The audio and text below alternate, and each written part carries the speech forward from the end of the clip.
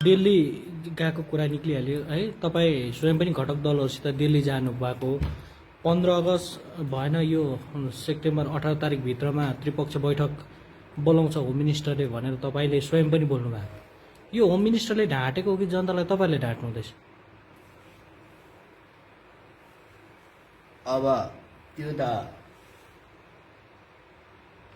उनीहरूले होम मिनिस्टरले भनेकै कुरा हो र त्यही कुराहरूलाई यहाँ सुन्ने साथीहरूले बताए हुनन्। अब सबै पनि हो त्यो, र यस विषयमा अब ढाँट्यो त भन्नु मिल्दैन, त्यो अलिकति खरो शब्द होला। तर यो तोकिए अनुसार निर्दिष्ट समयअनुसार त्यो हुन सकेको छैन र यसबारे यो विलम्बबारे मान्छेहरूमा उठेको खुल्दुलीबारे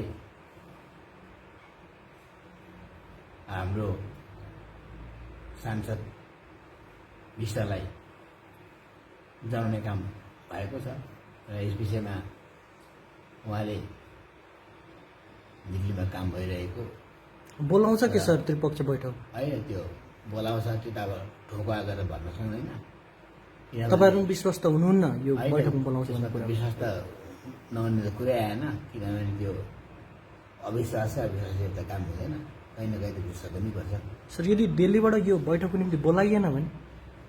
बोलाइएन भने त्यो त अब यहाँको जाने पार्टीले सोच्नु पर्यो। तपाईँहरू पनि एक हुनुहुन्थ्यो त्यो पार्टीमा, तपाईँले सोच्नुहुन्छ? हामी सोचिसकेको छौँ।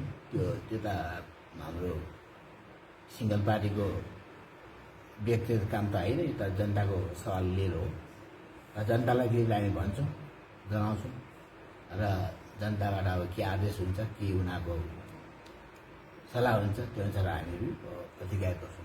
सरहरू पनि कहीँ कता 6 सेड्युलको पक्षमा हुनुहुन्छ, तपाईँ घटक दलले 6 सेड्युल हुनुपर्छ भन्दैछ नि। अब त्यो त घटक दल भनेर अब निर्देशक भन्नु कसले भन्यो? जेएनएलएफको डिमान्ड नै तपाईँहरूसँग घटक दल छ, जेएनएलएफ 6 सेड्युल हुनुपर्छ, गोर्खाल्यान्ड हुनु सक्दैन, युटी हुनु सक्दैन, 6 सेड्युल हो भन्ने डिमान्ड गरिरहेको छ। त्यो उनीहरूको माग हुनैसक्छ, तर त्यो हाम्रो माग होइन।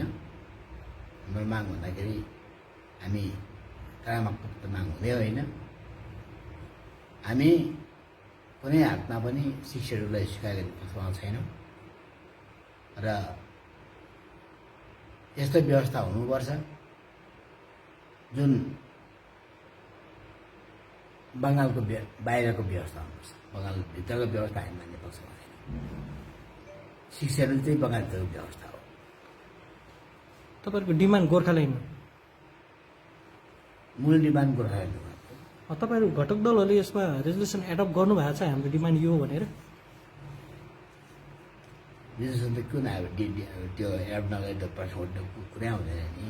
अनि यसभित्रै मतभेद मिलेको छैन नि तपाईँहरूकै घटक दल जेएनएलएफले? त्यो मतभेद के होइन, मतभेद छैन, किनभने हामीहरू जब पनि अब बातचित गऱ्यौँ, दुईचोटि तिनचोटि भनौँ, दिल्लीमा पहिलोचोटि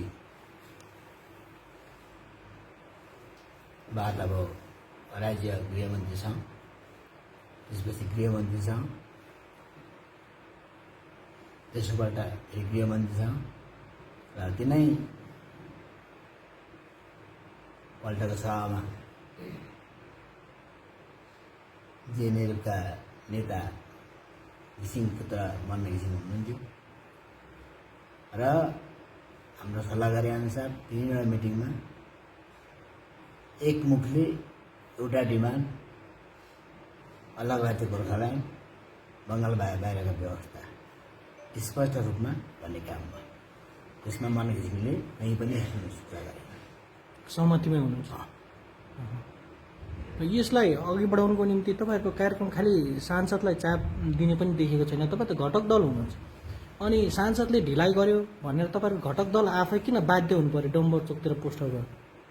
होइन, त्यो सांसदको काम दिल्लीमा संसदमा छ, तर अब सांसद भने त अब हामी हौँ, घटक दलहरू हो र प्रमुख रूपमा सिपिआरएम छ र हामीले जनतालाई साथमा लिएर जनताको सरोकारको विषय हुनाले